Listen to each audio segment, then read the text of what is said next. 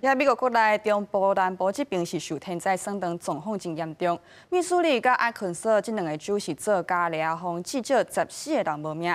这州是发生沙尘暴，38台车烧动，3个人死亡。奥克拉荷马州这边是火烧山烧袂熄，已经有12个军进入紧急状态。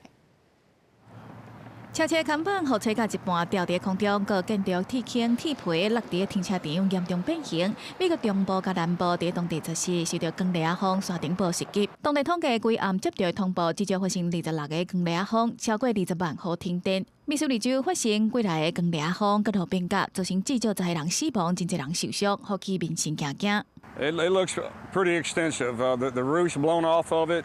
Everything around it here is really bad. The trailer park up the street had fatalities.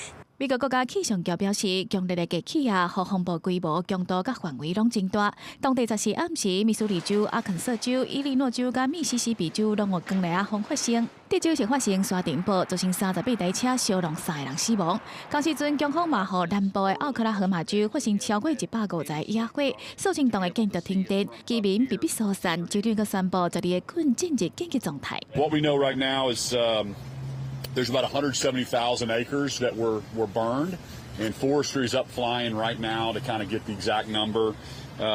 We have last night I had a report of about 293 homes/structures that were destroyed. 公防部雨甲野火同时阵发生，国家气象局预估强烈低气压系统会向东边线继续增强。暂时密西西比州甲阿拉巴马州的部分地区已经发布上悬的5级强烈亚风警报。有过路易斯安那州甲乔治亚州，嘛会出现更较侪强烈亚风灾情。公视新闻台是唐炳耀。